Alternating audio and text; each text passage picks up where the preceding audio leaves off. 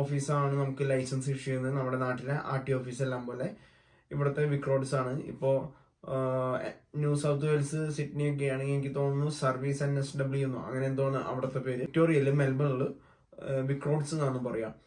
അപ്പോൾ അവരാണ് കാറിന്റെയും ബൈക്കിന്റെയും licence issue ചെയ്യുന്നത്. എനിക്ക് കാറിന്റെയും ബൈക്കിന്റെയും ലൈസൻസ് ഞാൻ എടുത്തിരുന്നു. 2 ലൈസൻസ് എൻ്റെ കയ്യിലുണ്ട്. അപ്പോൾ ഞാനിപ്പോൾ ഇവിടെ വന്നിട്ട് 1.5 വർഷം കഴിഞ്ഞു. ഞാൻ വന്ന് 6 മാസം ഞാൻ ഉപയോഗിച്ചിരുന്നത് എൻ്റെ നാട്ടിലെ ലൈസൻസ് ആയിരുന്നു. ഇവിടെ നമുക്ക് മെൽബണിൽ, ഓസ്ട്രേലിയയിലെ മെൽബണിൽ 6 മാസം വരെ നമുക്ക് നമ്മുടെ ഇന്ത്യൻ ലൈസൻസ് അല്ലെങ്കിൽ ഓവർസീസ് ലൈസൻസ് ഉപയോഗിക്കാം. പക്ഷെ എനിക്ക് തോന്നുന്നു ഓസ്ട്രേലിയ തന്നെ വേറെ പല സ്റ്റേറ്റുകളിലും 1 വർഷം വരെയും അതുപോലെ PR കിട്ടുന്നവരെയൊക്കെ ഉപയോഗിക്കാൻ പറ്റുന്ന സ്റ്റേറ്റുകളുണ്ട്. എനിക്ക് അതിനെക്കുറിച്ച് കൃത്യമായിട്ട് അറിയില്ല. എനിക്ക് മെൽബണിലെ അല്ലെങ്കിൽ വിക്ടോറിയയിലെ കാര്യങ്ങൾ മാത്രമേ അറിയത്തുള്ളൂ. ഞാൻ ഇവിടെ നിന്നാണ് ലൈസൻസ് എടുത്തത്. അപ്പോൾ എൻ്റെ നാട്ടിലെ ലൈസൻസ് ഞാൻ ലൈസൻസ് എടുത്തിട്ട് 12 വർഷമായിരുന്നു. അപ്പോൾ ഇവിടെ ഫസ്റ്റിൽ വേണ്ടതെന്ന് പറഞ്ഞു കഴിഞ്ഞാൽ നമ്മൾ വന്നു കഴിയുമ്പോൾ ലേണേഴ്സ് ടെസ്റ്റ് ഉണ്ട്. അത് ഓൺലൈനായിട്ടാണ് ചെയ്യുക. ഓൺലൈനായിട്ട് ലേണേഴ്സ് ടെസ്റ്റ് ചെയ്ത് കഴിഞ്ഞിട്ട് നമുക്ക് ഇവിടെ ഒരു ലൈസൻസ് വെരിഫിക്കേഷന് ഒരു ഡേറ്റ് എടുക്കണം, ഒരു അപ്പോയിൻമെന്റ് എടുക്കണം. ഇവിടുത്തെ വിക്രോഡ്സിന്റെ ഓഫീസിൽ ഒരു ഡേറ്റ് എടുത്തിട്ട് നമ്മൾ നമ്മുടെ ലൈസൻസ് ആയിട്ട് അവിടെ പോകണം. അവിടെ പോകുമ്പോൾ ഒരു കാര്യം ഞാൻ ശ്രദ്ധിക്കേണ്ട ഒരു കാര്യം ഞാൻ പറഞ്ഞുതരാം. കാരണം എനിക്ക് അതിലൊരു മണ്ടത്തരം പറ്റി. മണ്ടത്തരമല്ല, എൻ്റെ അറിവില്ലായ്മ കൊണ്ട് ഒരു ഇത് പറ്റിയായിരുന്നു. ഇവിടെ ലൈസൻസ് വെരിഫിക്കേഷന് പോയപ്പോൾ ഇവിടെ നോർമലി നമ്മൾ ഓവർസീസ് വന്നവരാണെങ്കിലും നമ്മൾ വെരിഫിക്കേഷന് പോകുമ്പോൾ ഇവിടെ കാറിന്റെയും ബൈക്കിന്റെയും ലൈസൻസ്, ഓസ്ട്രേലിയൻ ലൈസൻസ് അല്ലെങ്കിൽ വിക്ടോറിയൻ ലൈസൻസ് എടുക്കാൻ ഉദ്ദേശിക്കുന്നവരാണെങ്കിൽ നമ്മൾ വെരിഫിക്കേഷന് പോകുന്ന സമയത്ത് തന്നെ നമ്മൾ ആ ലൈസൻസ് വെരിഫൈ ചെയ്യുമ്പോൾ കാറും ബൈക്കും വെരിഫൈ ചെയ്യണം. ഞാനിവിടെ ചെന്നപ്പോൾ ലൈസൻസ് നോർമലി വെരിഫിക്കേഷന് കൊടുത്തു. അവർ വിചാരിച്ചു കാറിന്റെ മാത്രമായിരിക്കും എന്ന് വിചാരിച്ചു അവർ കാറിന്റെ മാത്രമേ വെരിഫിക്കേഷൻ ചെയ്തുള്ളൂ. അത് ആക്ച്വലി ഞാൻ അറിഞ്ഞത് ഏകദേശം 8 മാസങ്ങൾക്ക് ശേഷമാണ്. അപ്പോൾ ആ വെരിഫിക്കേഷൻ കഴിഞ്ഞു കഴിയുമ്പോൾ വെരിഫിക്കേഷന് വേണ്ടിയിട്ട് അവർ കാര്യമായിട്ടൊന്നും ചോദിക്കുന്നില്ല. നമ്മുടെ പാസ്പോർട്ടും അതുപോലെ ഇവിടുത്തെ അഡ്രസ് പ്രൂഫിന് വേണ്ടി നമ്മുടെ ബാങ്കിന്റെ ഡീറ്റെയിൽസ് ആണ് ചോദിക്കുന്നത്. അതിൽ നമ്മുടെ താമസിക്കുന്ന സ്ഥലത്ത് അഡ്രസ്സ് ഉണ്ടാവുള്ളൂ. നമ്മുടെ ലൈസൻസിൽ അഡ്രസ്സ് വരിക. അപ്പോൾ അത്രേ ചോദിക്കത്തുള്ളൂ. അപ്പോൾ വെരിഫിക്കേഷൻ കഴിഞ്ഞു കഴിഞ്ഞ് അതിൻ്റെ ഒരു കൺഫർമേഷൻ വന്നു കഴിയുമ്പോൾ നമുക്ക് ഹസാർഡ് എന്നും പറഞ്ഞ് ഒരു ടെസ്റ്റ് ഉണ്ട്. ആ ടെസ്റ്റിന് വേണ്ടിയിട്ട് പ്രിപ്പയർ ചെയ്യാനായിട്ട് നമുക്ക് ഓൺലൈനിലായിട്ട് തന്നെ ആ ടെസ്റ്റ് ചെയ്യാം. അതിനുള്ള കാര്യങ്ങളെല്ലാം ഉൾപ്പെടുത്തി ഞാൻ റോട്ടിൽ കാറിന്റെ ഡ്രൈവിംഗ് ടെസ്റ്റ് അടക്കമുള്ള ഒരു വീഡിയോ ഞാൻ അപ്ലോഡ് ചെയ്തിട്ടുണ്ട്. ഞാനത് ഐ ബട്ടണിലും കൊടുത്തേക്കാം, അതുപോലെ തന്നെ എൻ്റെ സ്ക്രീനിലും കൊടുത്തേക്കാം. അപ്പൊ താല്പര്യമുള്ളവർക്ക് അതൊന്ന് കാണാം. അല്ലെങ്കിൽ എൻ്റെ ചാനലിലുണ്ട് അത്, ഓസ്ട്രേലിയൻ ലൈസൻസ് എടുക്കുന്ന. എനിക്ക് തോന്നുന്നു മലയാളത്തിൽ വിക്ടോറിയയിലെ ഒരു വീഡിയോ അത് മാത്രമേ ഉള്ളൂ എന്നാണ് തോന്നുന്നത്. ഞാൻ വേറെ ഒന്നും കണ്ടില്ല ഞാൻ ലൈസൻസ് എടുക്കുന്ന സമയത്ത്. ഇപ്പൊ വേറെ ആരെങ്കിലും ചെയ്തോന്നും എനിക്കറിയില്ല. അപ്പോൾ ഈ ഹസാർഡ് ടെസ്റ്റ് കഴിഞ്ഞതിന് ശേഷം നമുക്ക് ഡ്രൈവിംഗ് ടെസ്റ്റിനുള്ള ഡേറ്റ് എടുത്തിട്ട് നമുക്ക് ഡ്രൈവിംഗ് ടെസ്റ്റ് ചെയ്യാം കാറിന്റെ കേസിൽ. അപ്പൊ കാറിന്റെ കേസിൽ ഞാൻ ഫസ്റ്റിൽ ഒരു കാറും കൊണ്ട് പോയി ഡ്രൈവിംഗ് ടെസ്റ്റിന് ചെയ്യാനായിട്ട്. നമുക്ക് വണ്ടി ഓടിച്ച് പരിചയമുണ്ടല്ലോ എന്ന് വിചാരിച്ചിട്ട് ഞാൻ അതിന് മുമ്പ് ഇവിടെ ഓടിക്കായിരുന്നു. അപ്പോൾ അവിടെ ചെന്ന് കഴിഞ്ഞപ്പോൾ നമ്മുടെ കാറിന്റെ ഹാൻഡ് ബ്രേക്ക് ഒരു ചെറിയ ഇഷ്യൂ ആയിരുന്നു. അതെന്തായിരുന്നു ഇഷ്യൂ എന്നുള്ളത് ഞാൻ ഇതിലെ മുമ്പത്തെ വീഡിയോയിൽ പറഞ്ഞിട്ടുണ്ട്. ആ വീഡിയോ കണ്ടു കഴിഞ്ഞാൽ അറിയാം. അപ്പം നിങ്ങളും പോകുമ്പോൾ ഇങ്ങനെയുള്ള ഇഷ്യൂസ് എല്ലാം ഒഴിവാക്കണം. കാരണം വെറുതെ അവിടെ പോയിട്ട് ഒരു ദിവസം ഡേറ്റ് കഴിഞ്ഞാൽ ചിലപ്പോൾ അടുത്ത ഡേറ്റ് കിട്ടുന്നത് 2 മാസം കഴിഞ്ഞിട്ടൊക്കെ ആയിരിക്കും, അല്ലെങ്കിൽ അകലെയുള്ള സ്ഥലങ്ങളിലായിരിക്കും കിട്ടുക. എനിക്കുണ്ടായ സമയത്ത് ഭയങ്കര റഷായിരുന്നു. എനിക്ക് ഏകദേശം ഒരു മാസത്തിന് മുകളിലായിരുന്നു എല്ലാ പ്രാവശ്യവും ടെസ്റ്റിന്. ഞാൻ ആക്ച്വലി 3 ടെസ്റ്റോളം അറ്റൻഡ് ചെയ്തായിരുന്നു കാറിന്റെ ലൈസൻസ് എടുക്കാനായിട്ട്. അപ്പോൾ കാറിന്റെ ഫസ്റ്റത്തെ ഇഷ്യൂ ഹാൻഡ് ബ്രേക്കിന്റെ ഇഷ്യൂ കൊണ്ടുപോയി. സെക്കൻഡ് ടൈം ഞാൻ എടുത്തപ്പോൾ വേറൊരു സ്ഥലത്താണ് കിട്ടി. അവിടെ ചെന്ന് കഴിഞ്ഞപ്പോൾ നമ്മുടെ വേറെ ചില ഇഷ്യൂസ് ഉണ്ട്. അതായത് നമ്മുടെ ഡ്രൈവിംഗ് തുടങ്ങുന്നേക്കാളും മുമ്പേ ഇങ്ങനെയുള്ള ചെറിയ ചെറിയ ഇഷ്യൂകൾക്ക് പോയോണ്ടിരിക്കുന്നു. അപ്പൊ ആ കാറ് പറ്റില്ല എന്ന് പറഞ്ഞു. അങ്ങനെ ആ കാറ് മാറ്റേണ്ടി വന്നു. 3ാമത്തെ പ്രാവശ്യം ഞാൻ എന്ത് ചെയ്തെന്ന് വെച്ച് കഴിഞ്ഞാൽ ഞാൻ വേറെ കാറൊന്നും എടുക്കാൻ നിന്നില്ല. ഞാനിവിടെ ഡിയർ പാർക്ക് എന്ന് പറഞ്ഞിട്ട് സ്ഥലമുണ്ട്. അവിടേക്ക് ലൈസൻസ് ടെസ്റ്റിന് എടുത്തിട്ട് ഞാനൊരു ദിവസം ഞാൻ അവിടെ പോയി അവിടുത്തെ വണ്ടി ഓടിപ്പിക്കുന്ന അല്ലെങ്കിൽ ട്രെയിനിങ് ചെയ്യുന്ന ഇൻസ്ട്രക്ടറെ ഒരാളെ ഞാൻ അവിടെ നിന്ന് നേരിട്ട് കണ്ട് പരിചയപ്പെട്ട്, മുജീബ് എന്ന് പറഞ്ഞിട്ടൊരാളാണ്. ഞാൻ ആളുടെ നമ്പർ ഡിസ്ക്രിപ്ഷനിൽ കൊടുക്കാം. ആള് ആന്ധ്രക്കാരനാണ്. നല്ല അടിപൊളി ക്ലാസ് ആയിരുന്നു. 4 ക്ലാസ് ഞാൻ പുള്ളിയുടെ അടുത്ത് അറ്റൻഡ് ചെയ്തു. 4 ക്ലാസ് കഴിഞ്ഞ് അഞ്ചാമത്തെ റോഡ് ടെസ്റ്റിന്റെ ഡേറ്റ് എടുത്തിട്ടാണ് ചെയ്യുന്നത്. അപ്പൊ അന്ന് ചെല്ലുമ്പോൾ ഇവർക്ക് ഒരു ചെറിയ ഫീസ് ഉണ്ട്, കാറിന്റെ വാടകയും എല്ലാം കൂടെ ടെസ്റ്റിന്റെ അന്ന്. ആ കൂട്ടത്തിൽ നമുക്കൊരു ക്ലാസ്സും കിട്ടും. അങ്ങനെ 5 ക്ലാസ്സും ടെസ്റ്റാണ് ചെയ്തത്. അതിൽ പാസ്സായിരുന്നു പെട്ടെന്ന് തന്നെ. അതിൽ വേറെ പ്രത്യേകിച്ച് ഒന്നുമില്ല, അവര് സിമ്പിളാണ് നമുക്ക് പാസ്സാവാനായിട്ട്. എൻ്റെ ഇതിനു മുമ്പുണ്ടായത് എൻ്റെ അറിവില്ലായ്മ കൊണ്ട് പറ്റിയ കുറച്ച് കാര്യങ്ങളുകൊണ്ട് മാത്രമാണ്. വർഷങ്ങളായിട്ട് കാറ് ബൈക്കൊക്കെ ഓടിച്ചുകൊണ്ടിരിക്കുന്നതാണ്. നാട്ടിൽ ഇന്ത്യയിലും ഓടിക്കാറുണ്ട്, ബഹ്റൈനിലും ഓടിച്ചിരുന്നു. എടുക്കാം കാരണം ലൈസൻസ് എടുക്കുമ്പോൾ നമുക്ക് 10 വർഷത്തേക്കും 3 വർഷത്തേക്കും എടുക്കാനുള്ള ഓപ്ഷൻ ഉണ്ട്. ഞാൻ 10 വർഷത്തേക്കാണ് ലൈസൻസ് എടുത്തത്.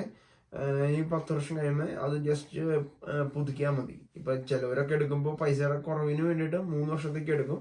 ഞാൻ പിന്നെ എനിക്ക് എൻ്റെ ഫീൽഡ് ഓട്ടോമൊബൈൽ ആയതുകൊണ്ട് എനിക്ക് 3 വർഷം വേണ്ട 10 വർഷം മതി എന്നുള്ളൊരു ഇതിലെടുത്തതാണ്. അപ്പൊ അത് നിങ്ങളുടെ ഇഷ്ടത്തിന് എടുക്കുക. അത് കഴിഞ്ഞിട്ട് കുറച്ച് കഴിഞ്ഞതിന് ശേഷമാണ് ഞാൻ ആക്ച്വലി എനിക്ക് പിന്നെ അങ്ങോട്ട് ബൈക്ക് ആൻഡ് റോഡിലോട്ടൊന്നും എടുക്കേണ്ട ഒരു ആവശ്യം വന്നിരുന്നില്ല. അതിൻ്റെ ഇടയ്ക്ക് ഒരു മാസത്തോളം സമയം. അപ്പൊ ഞാനൊന്ന് ഡിലേ ആക്കിയായിരുന്നു. അത് കഴിഞ്ഞിട്ടാണ് ഞാൻ പിന്നെയും ബൈക്ക് എടുക്കാം, ഓടിക്കണം, റൈഡ് പോകണം എന്നുള്ള ഒരു ഇതൊക്കെ വന്നു കഴിഞ്ഞപ്പോൾ ഞാൻ പിന്നെയും ഇവിടെ തന്നെ ഞാൻ എടുത്തതെന്ന് പറയാനായിട്ട്, ഇപ്പോൾ ഓസ്ട്രേലിയയിൽ മെൽബണിൽ നിന്നുള്ള ആരെങ്കിലും കാണുന്നുണ്ടെങ്കിൽ അവർക്ക് അറിയാം, ഇവിടെ എപ്പിങ് എന്ന് പറഞ്ഞാൽ അല്ലെങ്കിൽ ക്രെഗിബേൺ എന്ന് പറഞ്ഞ സ്ഥലത്തിന്റെ അടുത്ത് ഹാർട്ട് എന്ന് പറഞ്ഞിട്ട് ഒരു ഹോണ്ടയുടെ ട്രെയിനിങ് സെന്റർ ഉണ്ട്. അപ്പൊ ഈ ഹോണ്ടയുടെ ട്രെയിനിങ് സെന്ററിൽ ഉള്ളവരാണ് ആക്ച്വലി ബൈക്കിന്റെ ലൈസൻസ് പ്രൊവൈഡ് ചെയ്യുന്നത്.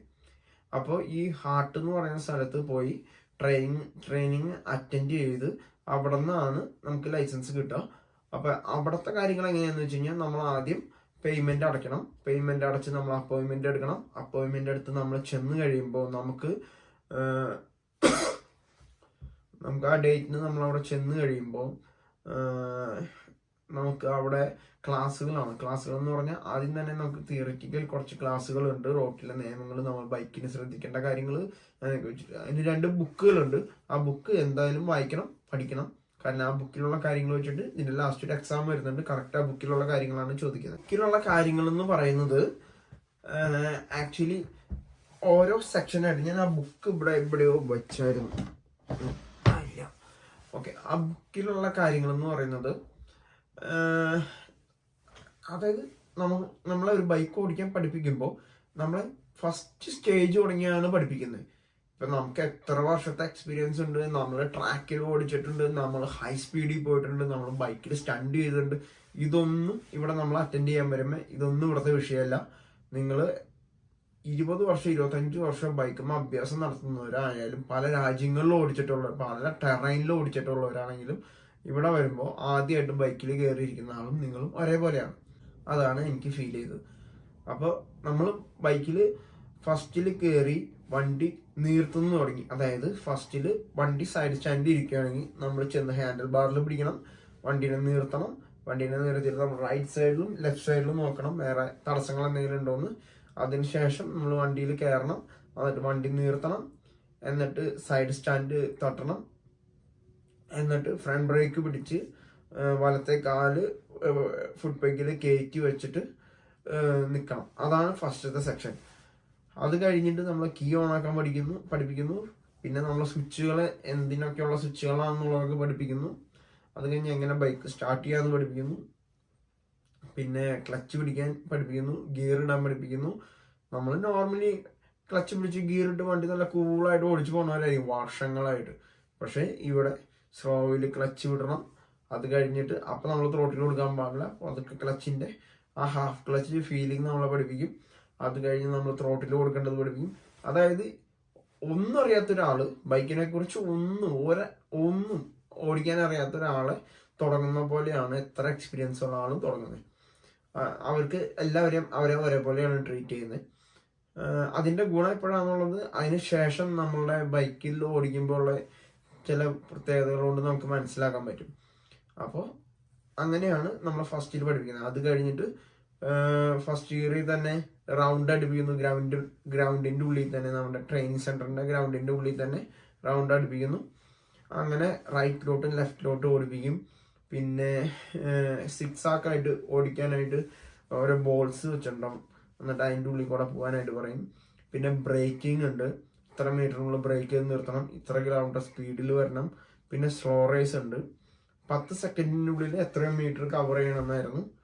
നോർമലി നമ്മളൊക്കെ ബൈക്കിൽ ഒരുപാട് വർഷം ഓടിച്ചതുകൊണ്ട് തന്നെ 23 സെക്കൻഡ് ആയിരുന്നു. അപ്പോൾ അവർക്ക് അത് ഭയങ്കര ഇതായിരുന്നു. കാരണം 23 സെക്കൻഡ് എന്ന് പറയുമ്പോൾ വണ്ടി ഏകദേശം നിന്നതിന് തുല്യമായിട്ടായിരുന്നു മൂവ് ചെയ്തുകൊണ്ടിരുന്നത്. അപ്പോൾ അത്രയും പതുക്കെ വരേണ്ട വന്നു. ഇങ്ങനെ ക്ലാസ് ഒക്കെ ഉണ്ട്. അത് കഴിഞ്ഞ് ഉച്ചയ്ക്ക് നമ്മൾ ലഞ്ചിന് വിടും. അതിന് ശേഷം നമുക്ക് അന്ന് വൈകിട്ട് ഒരു തിയറി എക്സാം ഉണ്ട്. തിയറി എക്സാമിൽ കുറെ കാര്യങ്ങൾ നമ്മളോട് ചോദിക്കും. ആ തിയറി എക്സാം നമ്മൾ പാസ്സാവണം. അതിൽ എനിക്ക് തോന്നുന്നു 5 തെറ്റുത്തരം വരെ വരാമെന്ന് തോന്നുന്നു. എനിക്കറിയില്ല എത്ര, എനിക്ക് 2 ആയിരുന്നു തെറ്റുത്തരം. 5 വരെ വരാമെന്ന് തോന്നുന്നു, 5 or 7. അപ്പോൾ അത് പാസ്സാവണം. അത് പാസ്സായി കഴിഞ്ഞിട്ട് പിന്നെ പിറ്റേ ദിവസം നമുക്ക് ക്ലാസ് ഉണ്ട്. ആ ക്ലാസ് കഴിഞ്ഞതിന് ശേഷമാണ് നമുക്ക് നമ്മളെ റോട്ടിൽ ഒന്ന് പ്രാക്ടീസ് ചെയ്യാനായിട്ട് കൊണ്ടുപോകും. ഫസ്റ്റിൽ ഇവർ ഫ്രണ്ടിൽ പോകും, ഇവർ പറയുന്ന ഇൻസ്ട്രക്ഷൻസ് ഒക്കെ അനുസരിച്ച് പുറകെ വരണം.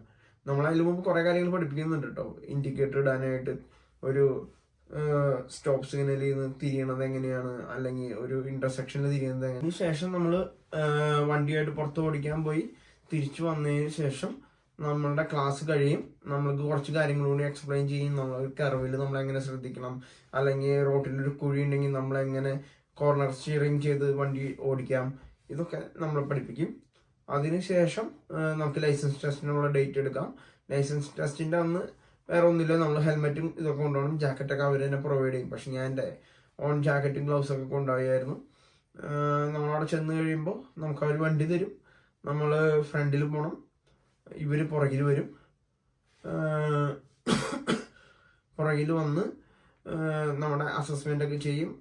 നമ്മൾ തിരിച്ചു വരുന്നു, നമ്മൾ പാസ്സാവും. അപ്പം നമ്മൾ റോട്ടിൽ കറക്റ്റ് സ്പീഡൊക്കെ മെയിൻറ്റെയിൻ ചെയ്യണം. ഞാൻ പോയ റോട്ടിൽ ഏതൊക്കെയാണ് സ്പീഡ് ലിമിറ്റുകൾ അതെല്ലാം മെയിൻറ്റെയിൻ ചെയ്യണം. ഇവർ പുറകിലെ വണ്ടിയിലുണ്ടാവും, അവരെല്ലാ കാര്യങ്ങളും നോട്ട് ചെയ്യും. നമ്മുടെ സ്പീഡ് കുറവാണെങ്കിൽ അതാണെങ്കിൽ അവർക്ക് അറിയാൻ പറ്റും. അവരനുസരിച്ച് ഗ്യാപ്പ് വ്യത്യാസം വരെ അവർ സ്ലോ ഡൗൺ ആവുകയും ചെയ്യും. അതുപോലെ തന്നെ അതിനുശേഷം നമുക്ക് ലൈസൻസ് നമ്മുടെ വീട്ടിലോട്ട് വരികയാണ് ചെയ്യുക. അവിടെയാണ് ഞാൻ നേരത്തെ ഫസ്റ്റിൽ പറഞ്ഞൊരു ഇഷ്യൂ എനിക്ക് ഫേസ് ചെയ്യേണ്ടി വന്നത്. എൻ്റെ ലൈസൻസിൽ വെരിഫിക്കേഷൻ കാറിനെ മാത്രമേ അവർ ചെയ്തിരുന്നുള്ളൂ, അവർ ബൈക്കിൻ്റെ ചെയ്തിരുന്നില്ല. അപ്പോൾ എനിക്കൊരു നോട്ടിഫിക്കേഷൻ വന്ന് ബൈക്കിൻ്റെയും കൂടി ചെയ്യണമെന്ന്. പിന്നെ ഞാൻ വിക്രോഡ്സിൽ വേറൊരു അപ്പോയിൻമെൻ്റ് എടുത്ത് പോയി ബൈക്കിൻ്റെ വെരിഫിക്കേഷൻ കൂടി ചെയ്യേണ്ട വന്നു. അതുകൊണ്ടാണ് ഞാൻ പറയുന്നത്, ബൈക്കിൻ്റെ ലൈസൻസ് എടുക്കാൻ ഉദ്ദേശിക്കുന്നവരാണെങ്കിൽ കാറിൻ്റെ ലൈസൻസ് വെരിഫിക്കേഷൻ പോകുമ്പോൾ തന്നെ ബൈക്കിൻ്റെയും കൂടി വെരിഫിക്കേഷൻ ചെയ്തിട്ട് വരുന്നതായിരിക്കും ഉപകാരം. അങ്ങനെ എനിക്ക് കാറിൻ്റെയും ബൈക്കിൻ്റെയും ലൈസൻസ് ഇപ്പോൾ ഇവിടെ നിലവിലുണ്ട്. ഇതിൽ കാറിൻ്റെ ലൈസൻസ് എടുക്കുന്നതിൻ്റെ റോഡ് ടെസ്റ്റ് കാര്യങ്ങൾ അടക്കമുള്ള ഞാനൊരു വീഡിയോ ചെയ്തിട്ടുണ്ട്. അത് ഇതിൻ്റെ ലാസ്റ്റിൽ കാണാം.